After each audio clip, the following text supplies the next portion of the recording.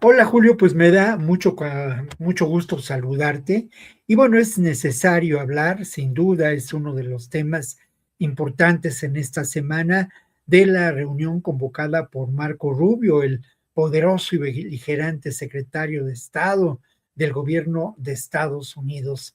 Y no hay duda, mi querido Julio, que de lo que se trata es de encontrar el enemigo para justificar la violencia, sembrar el terror para justificar la guerra como un provechoso negocio en el que están involucrados, por cierto, el hijo y el yerno de Donald Trump, distinguidos integrantes de la familia real.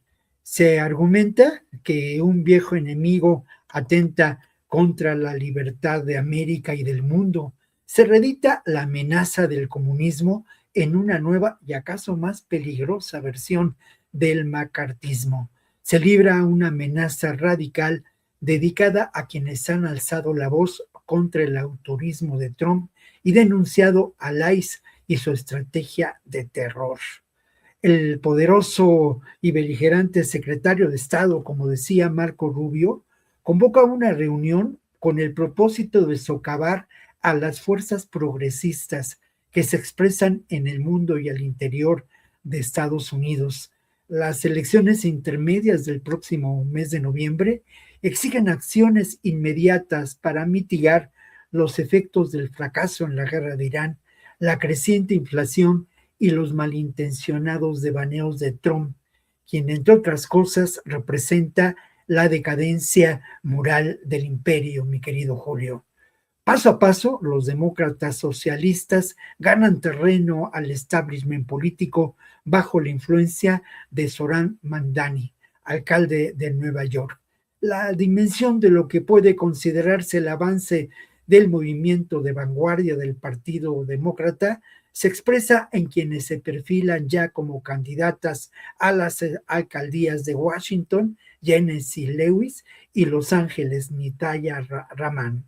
Muchas veces Trump ha tratado de denostar el avance de la corriente política donde se ubica Barry Sanders, pero quizá la más significativa, mi querido Julio, fue cuando ante grupos evangélicos, su base política más dura afirmó que no se trata de socialdemócratas, sino de comunistas de línea dura y sin Dios.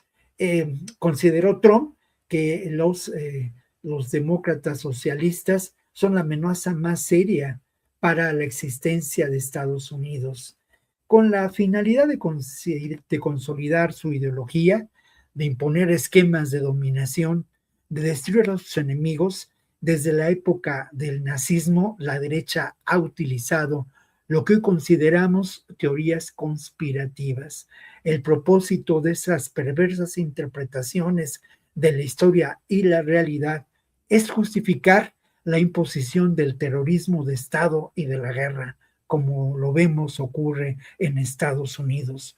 Hoy el comunismo se suma a los enemigos de la supuesta democracia, quienes integran diversos grupos de la disidencia política y cultural, quienes abrazan las mejores causas de una auténtica libertad, quienes protestan por la imposición del militarismo y las consecuencias de la guerra, son tan malos como los migrantes y el narcoterrorismo, mi querido Julio. Marco Rubio convoca a una reunión multinacional para enfrentar a esta supuesta nueva amenaza.